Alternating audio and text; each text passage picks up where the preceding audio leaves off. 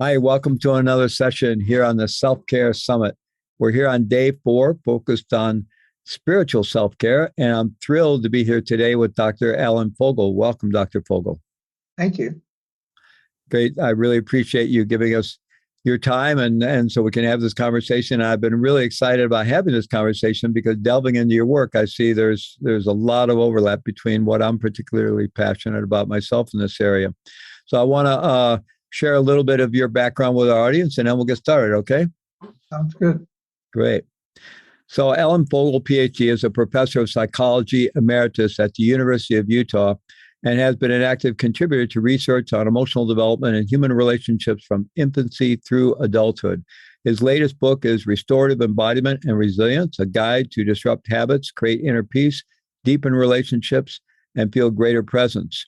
Dr. Fogel is also a Rosen Method bodywork practitioner and senior teacher and founding editor of the Rosen Method International Journal.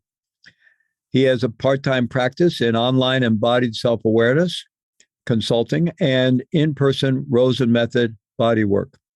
Further information and links to his publications can be found at Alan Fogel rosenmethod.abmp.com and at his LinkedIn page, Alan Fogel on LinkedIn. So again, thank you very much for joining us today. So today on the summit, we are focused on spiritual self-care for the purpose of enhancing spiritual well-being and how self-care, obviously, these separations of self-care into various dimensions are somewhat artificial and arbitrary. It's all interdependent, interrelated. But nonetheless, I think there's a lot we can say about it. And often in the literature, we describe spiritual well-being as a felt sense of connectedness within ourselves, interpersonally, with others, interpersonally, and then transpersonally with some greater dimension, something beyond the limited self that gives our life greater meaning and purpose. And it's important that it's a felt sense of connectedness. And of course, spiritual distress, on the other hand, is when we're not experiencing that connectedness and we experience alienation from ourselves, others, or we start to experience that lack of meaning or emptiness and so forth in the world. So today, I think our assignment is actually to talk about connectedness. We've kind of organized things around these different dimensions, connectedness with others. But I'd really like to start with connectedness with self and even the felt experience of connectedness within the body. And maybe even begin with asking you to talk about this term you've used in your book, body sense. Could you describe that a bit? And then I want to go on and talk about these different dimensions of embodied self-awareness as well. But if we could just talk with what you mean by body sense. Well, body sense is just a synonym for embodied self-awareness. It's the way we experience things physiologically, physically, emotionally in our bodies. And when I talk about body sense or embodied self-awareness, I'm really talking about what we're not thinking about. So a curious fact of our neurophysiology is that when we start thinking about something, almost anything, we kind of go offline from our embodied self-awareness. It's hard to kind of get that because when we're thinking, we aren't connected with our bodies, so we can't kind of think ourselves into our body sense. We have to actually find a way to stop thinking and just feel what's happening in the present moment. And the problem for most of us who lead busy lives, most of us who grew up in complex cultures with a lot of formal education, where we were, basically trained most of our lives to be thinkers and to solve problems and to think our way out of difficulties. It's very difficult. It turns out to be extremely difficult to step out of our thoughts.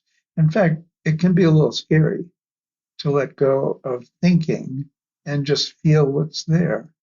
And I find that when I work with my clients in therapy sessions, that's one of the hardest things for them to do because they have everybody, we all do, me too. We have stories we want to tell. And if we're talking with our therapist or we're talking with a really good friend, we're relating a story. This happened to me and I felt bad about this. But we're still, even if I say I felt bad about this or I felt good about this, we're still using language. And that keeps us, because the way our brains and bodies are structured, that keeps us at a different distance from our felt experience. So, one really important dimension of getting more in touch with our embodied self awareness is how do we let go of the train of thought and just settle into ourselves. And thus, many of the world's contemplative traditions have to do with practices that are designed to help us kind of lessen our attachment to the thought process, even experience something, if possible, sometimes referenced as non-thought, non-conceptual mind, things like that. So to begin with, I really want to explore this landscape of, okay, if we can kind of lessen the cognitive activity and actually begin to feel the body to really get into the various dimensions of that. But first, I'm wondering, and I realize there's always danger. Anytime we talk about the brain and the latest findings of neuroscience, there's often a danger of oversimplification. But there has been much made about this distinction between the default mode network, which is active when we don't direct our attention, and is responsible for that very busy, discursive mind that's time traveling into the past and into the future and constantly talking to ourselves about ourselves and what others think about us and all our opinions and all of that. Now, the default mode network has other purposes, and it's not just a clear binary situation, on or off. But there does seem to be a distinction between that, what's sometimes called the task positive network. When we synchronize body and mind, when we feel the body, it seems to facilitate that shift away from that discursive mind into a more embodied awareness. I wonder if that sounds accurate to you, and if you could reflect on that. That's a really great question. The default network is, as you describe it, constantly in the background of our thought process. But actually, for me, the task positive network is another form of thought. Mm-hmm. It's a way in which we solve problems. The default mode network is more free floating. We can have, we can be just taking a walk and things come into our heads, things that we talked about with our family or friends, or maybe ideas for problems that we're working on, but they're not focused. And the difference between the default mode network and the task positive network, which are both thought networks, is that the task positive network is task oriented. It's got a focus to it. Mm-hmm. So we're working deliberately to solve a problem, either on our own or collectively with other people. We're in a meeting and we're brainstorming, and we're in that task positive mode. And it's not a way to get to the body. Now there are certain things like what are called, for example, emotional intelligence. Mm-hmm. That's where that fits to me into the task positive network. And I think the word intelligence is a good description of what people mean when they talk about that, which is I can say to myself or I can say to other people, I'm feeling off today, or I'm feeling a lot of sadness because I had an argument with my partner, or whatever it is. Emotionally intelligent people can describe what they think they're feeling. And there's an important distinction. What they think they're feeling is not necessarily what they're actually feeling. Because to find out what we're actually feeling, we have to step off the train of trying to figure out what we're feeling. If that makes any sense at all. Yeah. Yeah, that makes a lot of sense. And in my own, exploration of the literature, it is a little confusing. And certainly a task positive network is associated with the executive function and what you're calling, directed thinking, directed attention. And although it seems like in some kind of any kind of embodiment work, or even in basic sort of mindfulness meditation, there's a conscious effort to direct our attention away from discursive thought and towards feeling the body. So there seems to be some initial um, use of the mind to direct our attention or our awareness back to the body. Now, maybe that's not unnecessary. Maybe it's just we can allow the body to kind of call us into this somatic awareness. So I'm curious if there is a mechanism there of directing our attention, or somehow that actually could even still be an obstacle to really landing in the body. So what you're describing, maybe it would help if I could outline what I call 3 states of embodied self-awareness. Mm-hmm. I talk about in my new book, Restorative Embodiment and Resilience. So what you're talking about, the task positive network and the default mode network, fall into a middle state, which I call modulated. And modulation is a synonym for regulation. Mm-hmm. So we're using thought to regulate or modulate or get us going in a particular direction. Mm-hmm. So if I'm meditating and I'm focusing in some way on my breath, or I'm focusing on a mantra, or I'm focusing on, whatever's coming through my mind, that's what I call a modulated state, where it's modulated because we can do it, Mm-hmm. because we can stick with it. We can follow the thread of whatever thoughts are coming up. And the problem with the modulated state, I mean, that's not a good way to put it. It's still thinking, I guess. Mm-hmm. That's Yeah. the, that's the issue.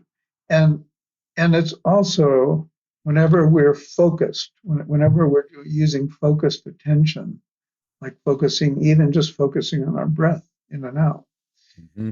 we are sympathetically activated. If you're Mm-hmm. familiar with Mm-hmm. sympathetic and parasympathetic nervous Mm-hmm. system.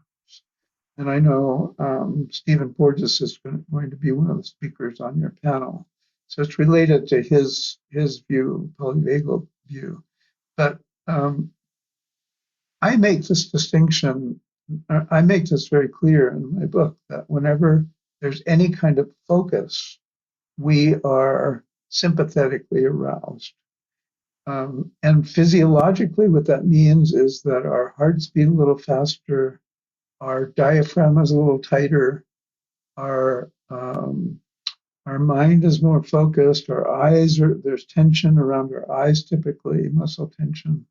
We're kind of poised or posed to, I'm going to do this, I'm going to focus on this. And that creates a state in the body of not exactly unrest, but it's not restful. Yeah. But this modulated state is a very, very important pathway into what I call restorative states. Mm-hmm. And so, especially with experienced meditators, there's research showing that, after a while, after a lot of practice of focusing and losing the focus and coming back to the focus and, sitting and something shifts, and all of a sudden you're not trying anymore. Something Mm-hmm. happens inside of you, inside of us, where all of a sudden we're more free floating. And if you do brain mapping, or if you do simple physiological measures, you find that people's breath becomes easier and more relaxed. Their muscles soften, their eyes soften. Now we're moving into what I call a restorative state, which many people could equate with a spiritual kind of experience, where we're no longer trying; it's effortless. So we're just kind of being rather than doing. Just to say once again that the modulated state is very important as a pathway Mm-hmm. that leads us toward more restorative kinds of experiences. Well, that's very helpful, and I want to explore really this restorative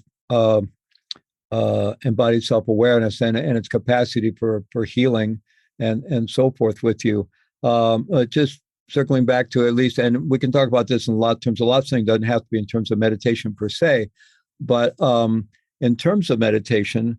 One distinction I often make initially, we're kind of developing a kind of witnessing capacity. We're developing self-awareness, which is a huge development for any human being.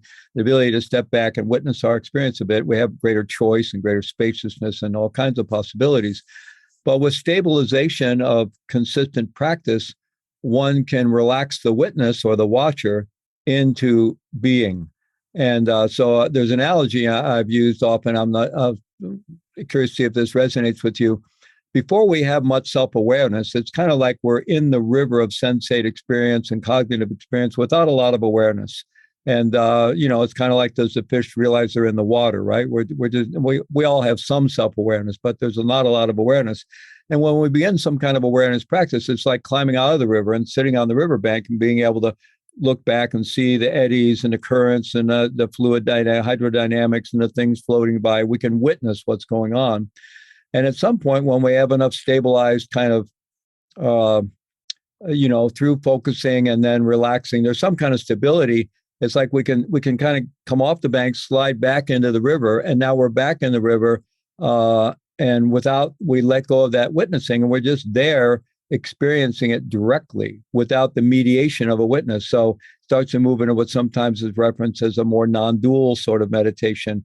And specifically, even in the breath, sometimes we talk about shifting from watching and observing the breath to literally feeling the breath, and then even further into just being the breath. And of course, the minute we have a thought of being the breath, we're not there anymore. But we all have those experiences where we kind of remember, we have the thought, it's like we catch it on the backside, right? Oh, I think I was in this something like being for a moment. Now I'm thinking about it, but for a moment there was just being. Does that resonate with you, that metaphor or analogy? That's totally Yeah. what I mean. Yeah. Now, the interesting thing to me, in terms of thinking about consciousness and thinking about self-awareness, is that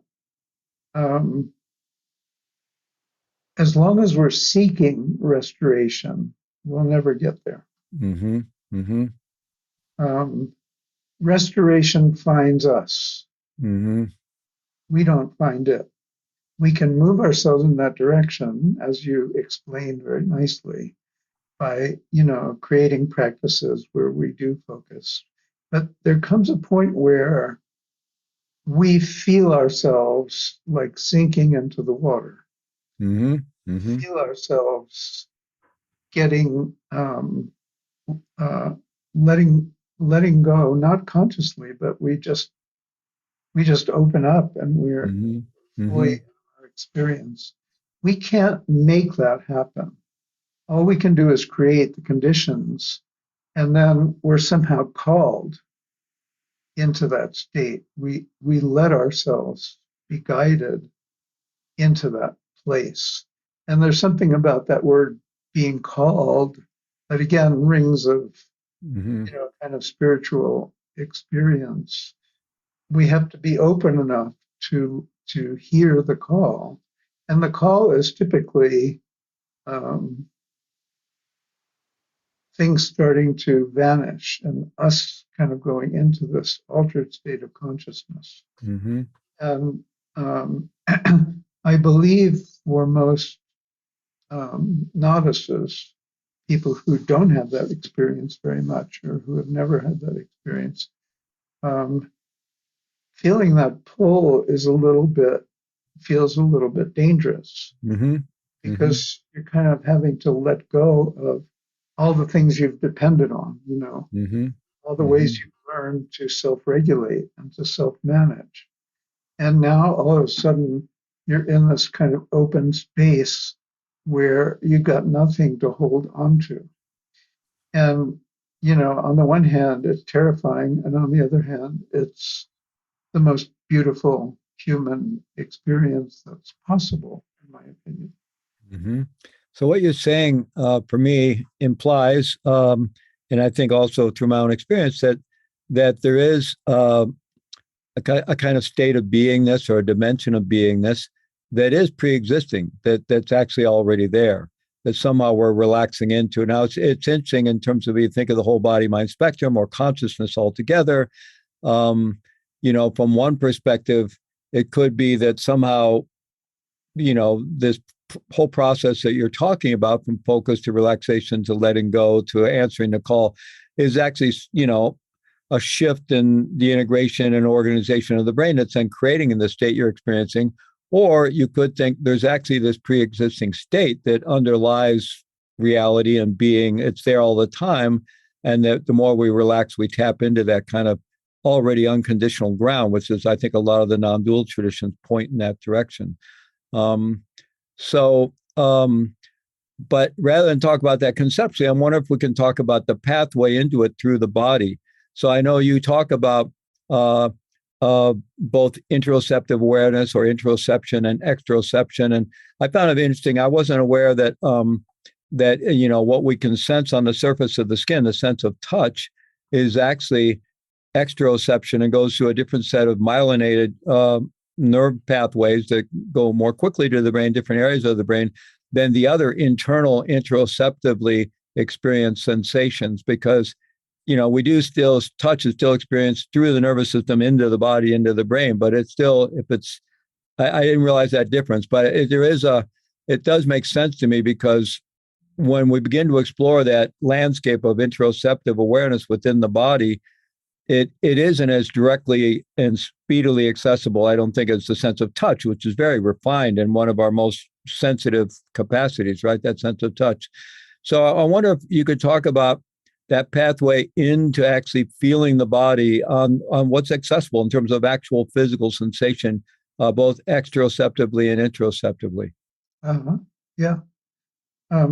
Well, one interesting thing is that touch is both. Like if we're touching something, if we're exploring an object, like a baby, touching an object, and I mean, there's focus there, there's deliberate exploration, and touch works just like vision or hearing or any of the exteroceptive senses. It travels along myelinated, meaning insulated neural pathways, goes directly to the thalamus, which sorts the perceptions, and to the sensory motor cortex, and that allows for clarity of sensation and for more movement in that direction. But that's different. There's a different thing.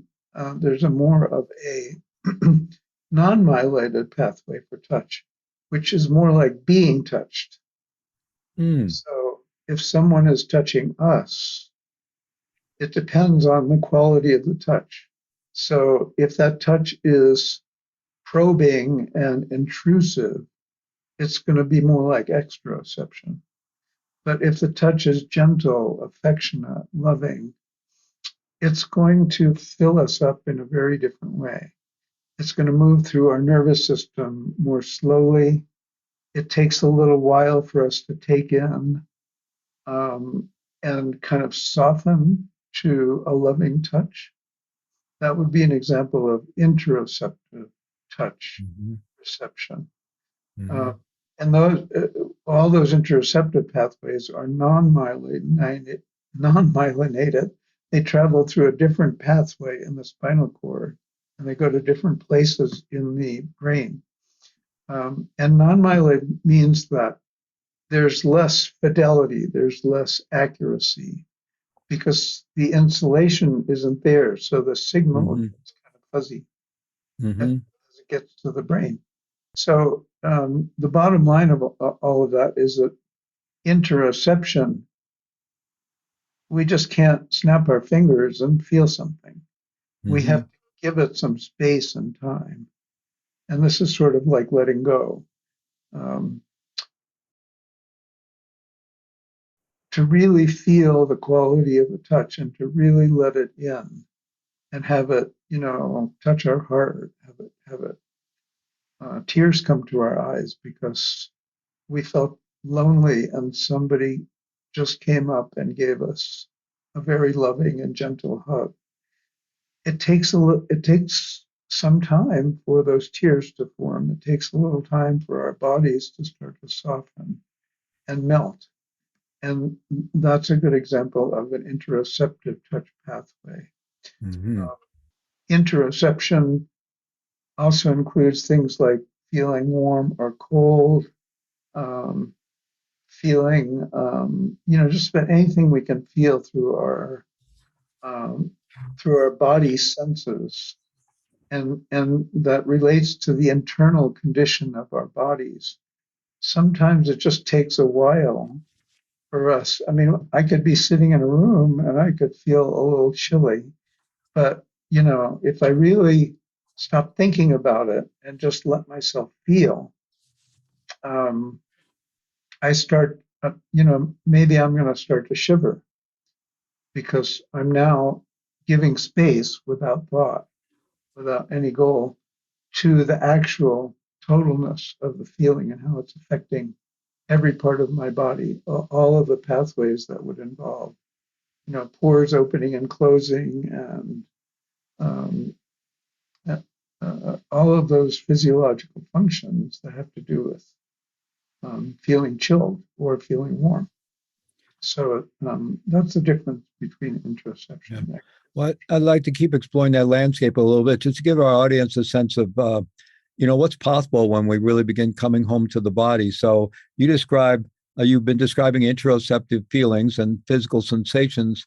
Now, I kind of always thought of this as one internal somatic sensate landscape, but you distinguish between that, proprioceptive feelings, which has to do with kind of our body's location in space, movement, uh, and then the autonomic nervous system, hormonal systems, and so forth. So feeling the physiological, I would think that any physiological activity or changes are creating physical sensations, which would also still then be interoception, I would think.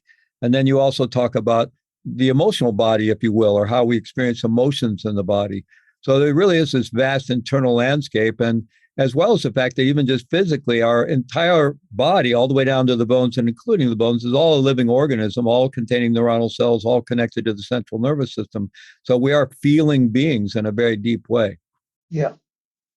Um, on the one hand, it's a matter of semantics, whether you want to call all of that interoception. Mm-hmm. The Mm-hmm. reason that I separate it into interoception, interoceptive feelings, emotional feelings, um, autonomic nervous system feelings, etc., is because they actually, once they leave the spinal cord, they actually go to different areas of the brain, Mm-hmm. Mm-hmm. or proprioception. Mm-hmm. So proprioception is processed in the parietal lobes, which are kind of at the Mm-hmm. sides. Mm-hmm. And emotion is processed partly in the center of the brain, um, just below the cortex, and partly in the sensory motor areas, because emotion often involves motor movements, expressive movements. Mm-hmm. Um, but the commonality between all those different forms of felt experience is they all have to pass through a part of the brain called the insula. And this has been known now for about 15 years about the role of the insula. The insula is about here, just above your ears, and about this far inside your brain. Um, I would say maybe an inch, but Mm-hmm. that's in, I don't know how many centimeters that is, 2.5 or something. Um, and the insula takes all those different embodied sensations and creates a kind of neural representation. And then the insula can pass that information on to the frontal parts of your brain. And there's certain areas in the frontal parts of your brain that will basically say, is this okay to feel right now? Mm. And if we're in a more restorative state, it goes through what's called the ventromedial prefrontal cortex. And that kind of shuts down the activity in the amygdala and the fear centers of the brain. Mm-hmm. And, we can say, I just feel miserable. I'm exhausted. We can say that, but we can also just let ourselves sink in with exhaustion. Mm-hmm. Um, or if we go to the dorsomedial prefrontal cortex, we're going to start to think about it. Mm-hmm. Is it okay to be tired? I shouldn't be tired. Why am I tired? Um, and as soon as we get to thinking about the tiredness, we've lost the feeling of the tiredness. So it goes through the insula, it gets to that portion of the prefrontal cortex, which directs it right back to the thought centers of the brain. And we're back in this loop of interpreting, understanding, explaining, justifying. So it's a very, I think it's a process and a practice how we allow ourselves to just give in. That's what we were talking about before. Sink Mm-hmm. into our exhaustion, or sink into our grief, or sink in even to our happiness. Can we really? This is a curious thing, but I find that when I'm working with clients who have been traumatized, um, they have trouble finding a sense of joy. Mm-hmm. They have trouble really letting themselves, after so much pain and after so much hurt, to really let themselves feel good about something. Mm-hmm. So, my work is kind of holding a container interpersonally. Let's just take a moment. You just said you felt good. What does that feel like? We have to kind of slow down.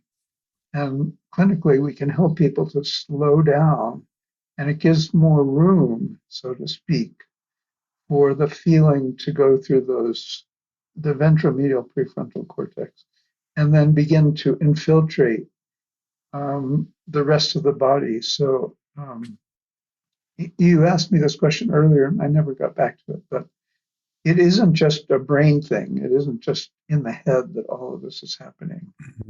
Body is totally linked to the brain, Mm-hmm. so that to feel enjoyment, um, it's not only that my brain is allowing me to do that. It's that I'm feeling a spreading sense of warmth through my torso. Mm-hmm. I'm Mm-hmm. feeling, I'm literally feeling my muscles melting or Mm-hmm. soft. I'm feeling, a smile or a laugh come up. So, and those body feelings feed back into the ventromedial prefrontal cortex and strengthen the neural connections between the brain and the body that says, wow, this is really cool. I can let myself feel happy. I never knew I could do that. Or finally, I can grieve for somebody that I've lost, but I never gave myself the chance to do that. And of course, grief has different corresponding feelings in the body. The tears come. We start to feel physical pain, for example, in our hearts. Um, so all of those um, literal physical body sensations are an important part of sustaining a kind of internal feedback loop that keeps the feelings, keeps us kind of pulled into the water of those feelings. Mm-hmm. Yeah, well, I think our tendency is kind of the way we've all been trained. We get a bit reductionistic about things, and we think about parts and connections. And obviously, the human body, the brain, the nervous system is one holistic enterprise and operating as one as well as being differentiated.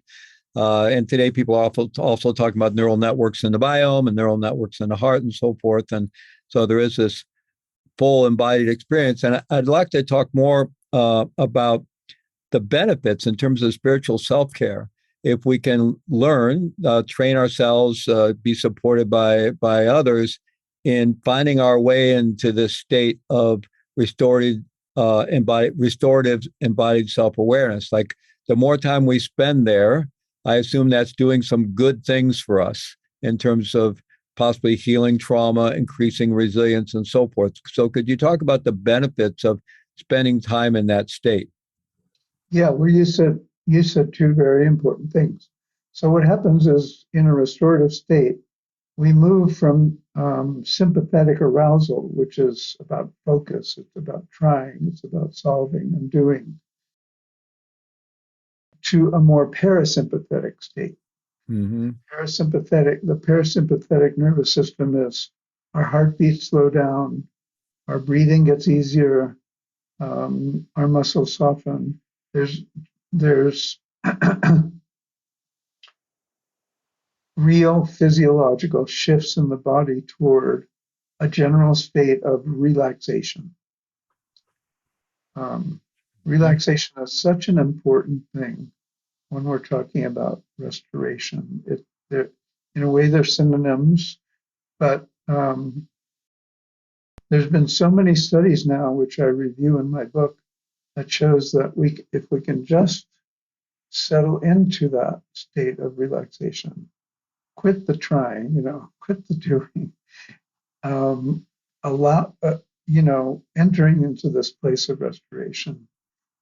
As soon as we do that, our body isn't working so hard anymore. Um, and and basically, what happens is all the basic living functions of the body, the immune system, the autonomic nervous system, the heart, the lungs,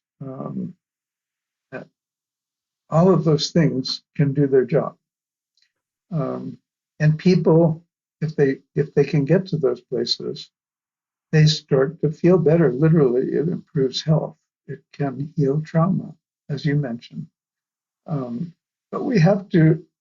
It's just so important to be able to either on our own, which I think is extremely difficult, honestly, or with another person, which is much more easy because sometimes we just need somebody to be with us and give us that hug or to hold the container for us and watch us as we try to jump out of ourselves and just bring us back and hold us into that place so that we can really just let go and settle. That's fundamentally healing and curative. Mm-hmm. I'm curious about a couple of things here. As I mentioned to you offline, I developed and teach this deeply embodied approach to mindfulness awareness meditation that I call neurosomatic mindfulness.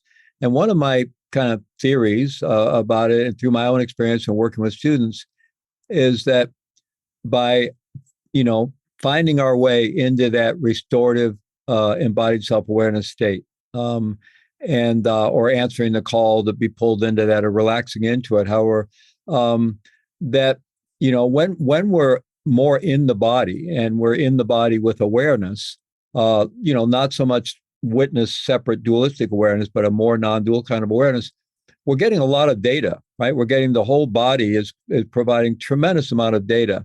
And similar to the way that biofeedback works, where you have an external representation of your heartbeat, analog or digital, and just through the visual feedback loop, you can begin to regulate your own heartbeat, or with neurofeedback, the same thing with brain waves. I feel like that the body is able to kind of create an internal neural biofeedback loop and will learn itself into accessing this becomes familiar with the pathways and the state of restorative self-embodied awareness, and it can kind of learn to regulate itself into that state as long as we don't start thinking about it. So I'm curious about your thoughts about that, about how there's an internal availability of the internal somatic data, and then there's the kind of learning process. I mean, our brain and nervous system is essentially a learning machine, right? And so I'm just curious about your thoughts about that. Well, we're if we're generally healthy, if we don't have brain damage or nerve Mm-hmm. or impairment in our organ functions, Mm-hmm. um, then that's kind of built in to our bodies. We have endogenous opioids. We have the state of relaxation I was just describing. It's all right there. It just happens spontaneously and automatically. And you referred to this Lee, earlier when you said, there's something inside of us already, Mm-hmm. a kind of a healing place inside of us that's pre-existing. And for me, that's that whole brain body feedback loop that we were talking about, where Mm-hmm. we're to the point where we're in this non-dual state and we're just allowing. And it's hard to talk about it in words because how do you allow without witnessing? You know, Mm-hmm. how do you just feel? Yeah. Um, Now, what I think it's important, if somebody can, at least in my own experience and with the people I work with, when people drop into the state and they can be in that state for minutes or longer, I think it's important as they come back out of it, you know, then words come to them, you know, yes, you know, I had no idea I was so angry Mm-hmm. until I just let myself feel it. Mm-hmm. I had no idea that I hadn't really grieved for my mom when she died. Then I think the words support, in those cases, the words resonate Mm-hmm. within those healing states, and they can help to maintain those restorative states as long as we don't dwell on the words and we don't go off and back Mm-hmm. into lengthy thought process. Yeah, another way to, at least for me, it comes up experientially in trying to kind of understand. It is you've mentioned the word resonance a couple of times. There's um, the more we let go into kind of being embodied in this way, there is kind of an internal resonance or coherence that is palpable.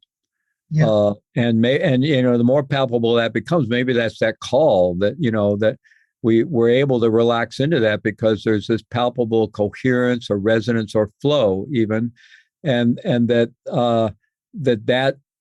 relaxing into that, I would assume, is that restorative embodied self-awareness and has those healing capacities to it. So somewhat, maybe we're talking about the body, the brain's innate capacities for self-healing and self-regulation and so forth that don't require thought.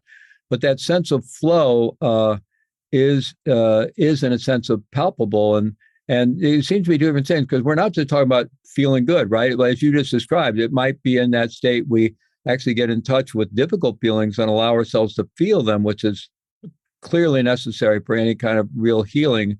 And at the same time, there can be experiences of flow that are almost somewhat blissful and feel naturally kind of good and whole, and you feel supported or nurtured in that flow. It's almost like being held in a certain way. uh-huh. Mm-hmm. Yes. The only I loved how you describe it. When you use the word flow, it gets a little. We get back to semantics because Mm-hmm. there's this whole theory of flow Right. That's a whole nother. Yeah. by Mm-hmm. Csikszentmihalyi, who invented Mm-hmm. that Mm-hmm. concept. Mm-hmm. And he's, in his theory of flow, he's talking about very high level activities like performing in front of an audience, Mm-hmm. music, Mm-hmm. or acting, or Mm-hmm. dance, or rock climbing. Mm-hmm. Or he's talking about activities where we're at the edge of our abilities, and yet we're totally in touch with ourselves, and there's a kind of confidence in the Mm-hmm. way we move. But that kind of flow is a sympathetic state, Mm-hmm. not a Mm-hmm. state of Mm-hmm. relaxation. Yeah. Now, maybe after we do the musical performance or whatever it is that put us right at the edge, and it doesn't have to be that. It could be, really totally engaged in cooking a wonderful meal or sewing a garment, Hmm. Um, Once we're finished with that, we might have the possibility of settling into this restorative state. Hmm. So I think the kind of flow that you were just referring to is more like an immersion. It's more Hmm. like Hmm. being in the water of feelings and not just letting yourself float and letting yourself be pulled and called. So it's a minor, maybe a minor. Yeah, no, it's saying because flow is very specifically used to talk about that other dimension, and I think that there may be related in some way, but definitely that's a sympathetic state clearly, and what we're talking about here is somewhat different. But there does be some to be a kind of like a palpable coherence. Yeah, Sometimes it's just talked about as presence as well, or embodied presence, and it seems like once you have some experiences with that, it's not only become more accessible, I think, or you sort of internally your brain and body learn the pathways to get there, right? And so it's more accessible, but also it's almost like it's there in the background in a way that's supportive as we engage in our life. That sense of that embodied presence can kind of be there in the background in a way that can be very supportive. I wonder if that's your experience. yeah, absolutely. Um, like we talked about experience versus novice meditators. Mm-hmm. So experienced meditators can easily access that state, more easily access that state. Mm-hmm. And I see it with the people that I work with. Like at the beginning, they're more in this modulated state, or the state I call dysregulated, which I think almost everybody knows about when we have ruminative thoughts and worries, and we're filled with tension and et cetera, et cetera. But as they begin to move into a more modulated state, and then they get brief moments of a deeper restorative moment, which I would point out to them. You just took a deeper breath there. You just settled a little bit there. Did you notice that? But after months or even years of working with people, they can be in a restorative state almost the entire session. They may be saying words, but it's those kind of words we were talking about earlier that I call evocative or resonant. Like they say the words, but they're still totally immersed in the felt experience. And I become more like just being there with them. And there's not much for me to do because they're so in touch with themselves and they're so attuned to themselves, except to, applaud them Yeah. for um, that amazing experience we've just had together. Yeah, I've often thought that, the any of us who are involved in any kind of helping work with others, one of the most profound things we have to offer is some kind of stable holding space. Through our own work that we've done, we're able to be in that space, which creates a space in which others can more easily do their own work of finding their way into that restorative self-embodied or that embodied self-awareness, restorative embodied self-awareness. So I wonder if we could bring this, back to connectedness with others.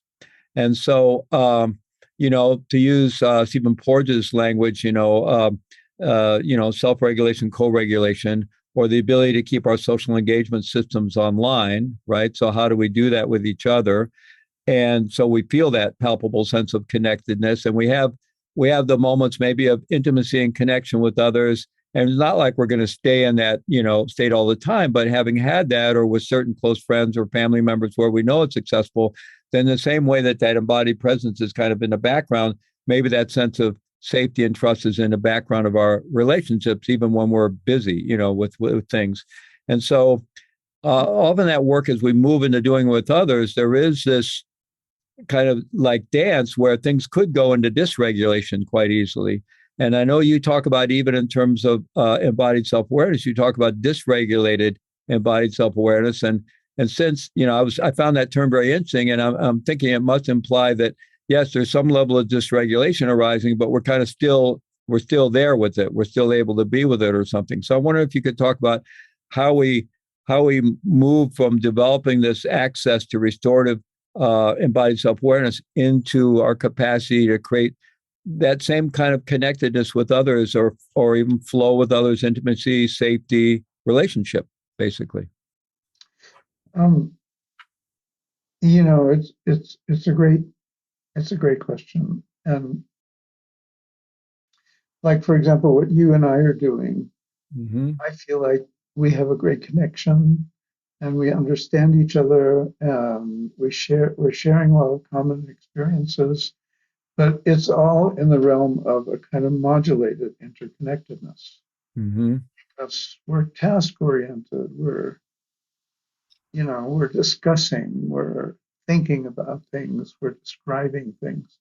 So a more restorative place of interconnection would be like an adult holding a baby Mm-hmm. and even just letting the baby fall asleep and there's nothing to do. And it's just the beingness, the being togetherness of it, or a kind of lovemaking that's where there's no demands and there's no asking and there's no trying. It's just a full body, togetherness and relaxation and comfort and safety. Those are examples of more. Or if we're taking a walk or sitting by the ocean with somebody who we trust and we love, and we're just sitting next to each other and we're just taking it in and we're both feeling it together. Those are all examples of restorative interpersonal connection in my mind. But if we start to talk about the ocean and, the weather and the waves and, you know, then we're back into a more modulated, which is also important, of course. We need that too. But for me, it's important to make the distinction between the two kinds of things. Yeah, I think so. Uh, Before the pandemic and a lot of the training workshops and so forth that I do a lot of dyadic work with people, and first kind of guiding them into gaining access themselves into this restorative embodied self-awareness and presence. And then, while being with another person, and then beginning to do that, co-regulate together through eye gaze, and then through listening and in some touches, maybe just a hand on the knee or something. But they work in a space, and with a perfect stranger, people are just blown away that in like a half hour time, they find themselves into this incredibly open, empathic, connected, intimate space with another human being that feels so loving and so supportive. Yeah, And it's really that in some ways, it's like our body and brain really do know how to do this when yeah, when our thinking and fear doesn't get in the way. yeah. I mean, restorative interpersonal connection is in some ways all about heart opening, Mm-hmm. which we can literally feel in the center of our chest, but we can feel it through our whole bodies. Mm-hmm. And I think everybody recognizes that. It's just part of who we are, part of our makeup. And I also feel that we long for that. We Mm-hmm. long for more of that. And we hurt from loneliness. We hurt from a lack of that kind of connection. Like even with our supposedly intimate partners, we may not even get to that place because we have busy lives. We're always talking about things. We don't quite mesh. We don't quite feel that sense of non-judgmental safety with each other. So I think there's on a very big scale, a longing for that kind of interpersonal restoration. Yes, absolutely. And, we know in contrast, I do a lot of work in the criminal justice field and the public safety world. And when you put human beings in isolation, it generally leads to mental illness and dysregulation in really severe ways. And because we are social beings and we need that connectedness with each other. And yet there are the great yogis that have gone off and, literally kind of in the cave or whatever, the hermits, for long, long periods of times, even decades. And yet they seem to be able to recreate what they need, what most of us get by being connected to other human beings. And I suspect it has something to do with their access to this restorative embodied self-awareness that both maybe they're creating what we create with other human beings, they're creating within themselves kind of at an intercellular level. And then at the same time, maybe energetically, when you're in that space, you are open kind of to the field of humanity on some energetic level. Yeah, I don't know about the yogis that go, up on retreats, but what I can say is that um, we can reach a very similar interconnected state by being in nature. Mm-hmm. Mm-hmm. So, you know, taking a solo walk, in the woods, or sitting by the sea, or walking by the sea, or any of those things has a way of soothing and reaching us if we let it in, if we can stop all the thoughts and just be present and receptive and open to feeling what people have sometimes called the small self. Like, we talk about, you look up at the stars and you think, I'm just this one little being here on this one little planet. And yet there's this feeling of awe, and there's this feeling of wonder that comes in. And nature can do that for us if we open ourselves to it. Mm. So we're just about the end of our time here, and this has been incredibly rich and fascinating for me personally, but also feels very, very empowering because it just feels like, the access to what we all need for self-healing and spiritual growth and well-being. It seems like it's just kind of right there, if with a little shift of maybe what we're prioritizing. I'm wondering, is there any kind of like guided practice that you lead that you could take us through a few minutes of? I know you do this kind of embodied self-awareness online, which I'm sure takes more than a few minutes. But do you kind of have a way of invoking this for people to kind of at least where they could begin, how they begin to kind of go towards that place? Um, I can think of some kind of meditations that I could lead that would, you know, uh, help people to move into that more embodied, restorative space. But the problem is, I can't do it in a few minutes. I see. Uh-huh. Okay. Well, I apologize for springing that on you. And No, that's okay. It just gets back to what we were talking about earlier, that all of these interoceptive embodied networks, they just take a long time to unfold inside of yes. us Mm-hmm. and reach a level of consciousness where we can feel their pull and we can feel ourselves falling into them, as we've been discussing. And we Yeah. can let go of the thinking and trying. But it takes a while. Yeah. And well, what you're pointing to is we're talking about something here that has great depth, actually. Yeah. Yeah. And therefore tremendous potential for healing and well-being and so forth. Last thing I'm curious about is you made this distinction between, even with the sense of touch, there can be both exteroceptive touch and interoceptive touch, the experience of touch, which then will go along different nerve pathways, myelated, unmyelated to different parts of the brain and be experienced in different ways. And for example, a probing kind of touch is going to be experienced more like other exteroceptive things, and a more nurturing, holding touch might be experienced in a more interoceptive way.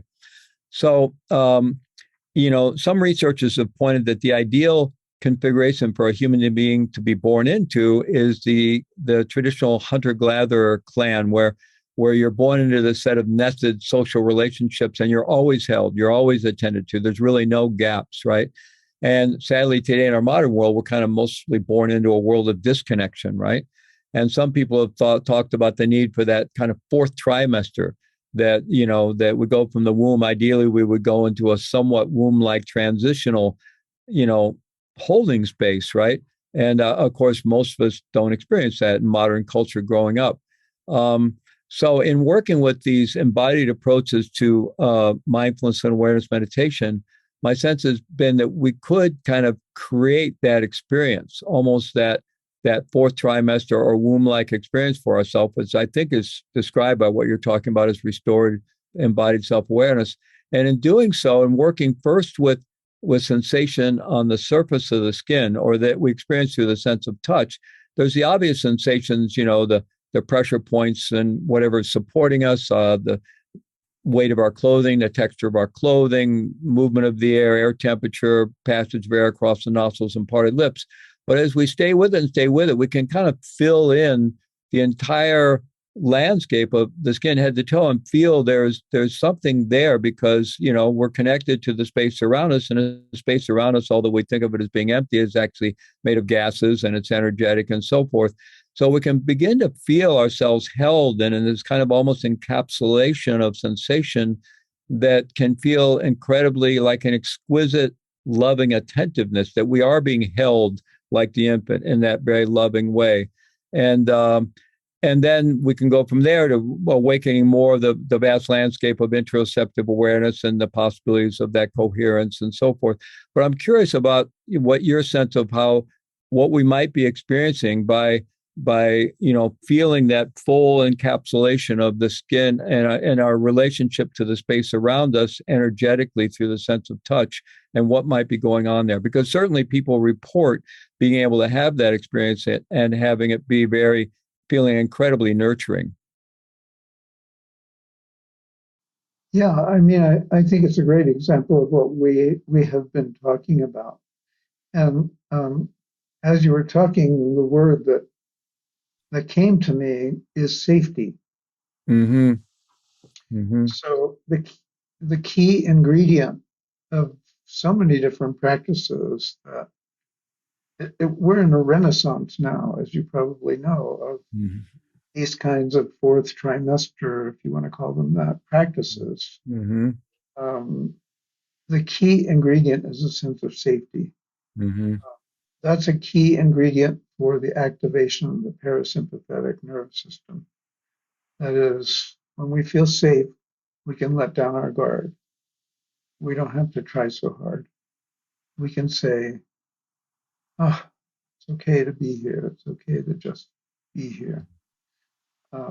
And to be with these people. And I can feel them all around me, and I can feel the air on my face, and I don't have to do anything else. And I feel completely safe.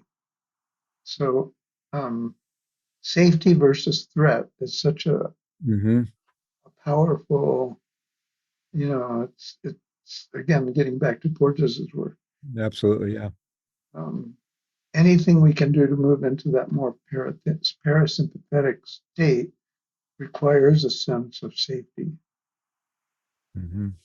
Absolutely. I think it's a good place to bring our conversation to a close. That really all of what we're talking about for ourselves and in being a healing, therapeutic influence for others in our lives is that creating that sense of safety and connection. And they're very related. To the extent that we can let our threat systems relax, even a little bit, is going to certainly support intimacy and connection. And there's so much in the world today that's keeping our threat systems on high alert, the pandemic and everything else. So it's we have our challenge, but we are in a renaissance of practices and tools and information available to us, and how to do what you're talking about. So it's an interesting time to be alive. Yeah, very. Yeah.